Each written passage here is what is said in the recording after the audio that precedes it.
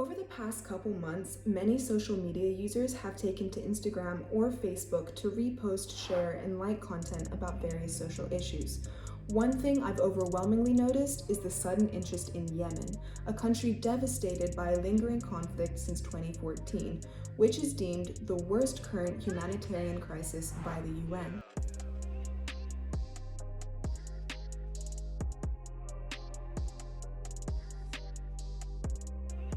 What we know today as the Republic of Yemen was divided into two distinct entities, North and South Yemen.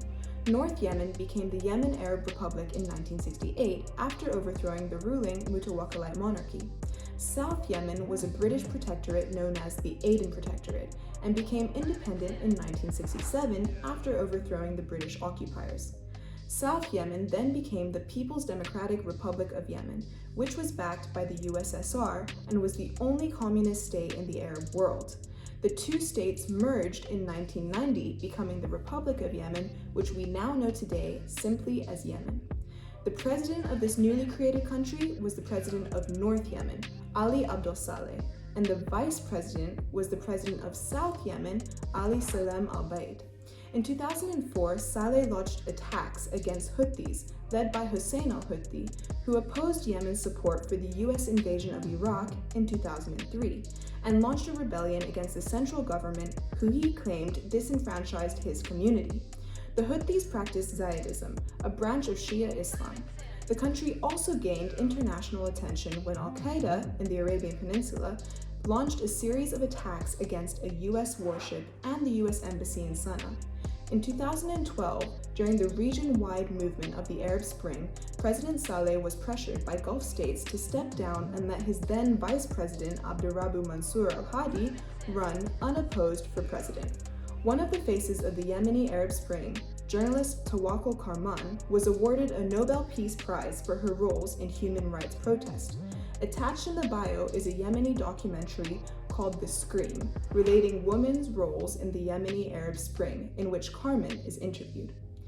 Hadi now leads a weak government, weakened even more by Houthi rebels, who allied themselves with former President Saleh, who used to fight against them when he was president.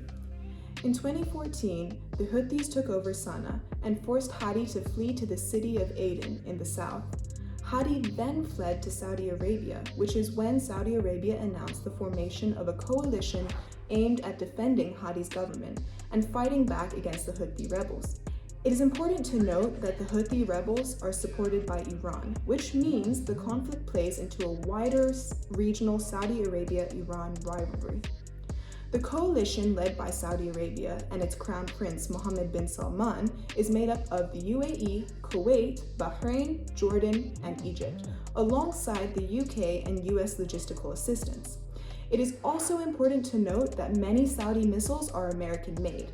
However, the coalition is far from united. Qatar left, Kuwait and Jordan have taken a more peacemaking stance, Western powers are secretive as they risk a public relations disaster, and the UAE is now backing another group, the Southern Transitional Council, a group which took control of the city of Aden and advocates for the autonomy of South Yemen while actively fighting the Hadi-backed forces.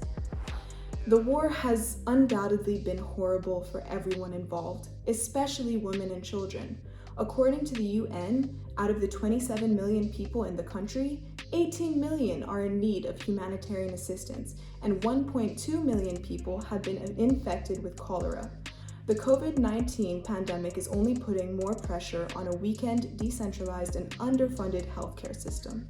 At the end of the day, we must remember that a country cannot be reduced to its conflict. Yemen has a vibrant culture, traditions, and people in the conflict are still humans, not numbers.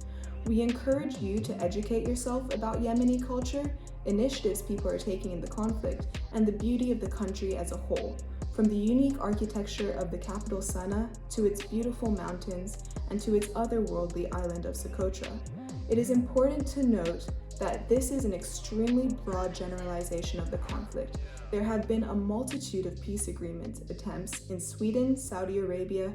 Numerous tribes also play a role in the conflict, and the SDC has just declared self-rule in some parts of the south, making the whole conflict a lot more complex. The conflict is far from over due to a multitude of foreign actors and interference. Before you choose a cause to donate to, make sure that they are reliable and that you aren't actually worsening the conflict by trying to help. In the description, we've attached some links as well as contact information of congressmen and women who you can contact and urge them to stop U.S. involvement in the conflict.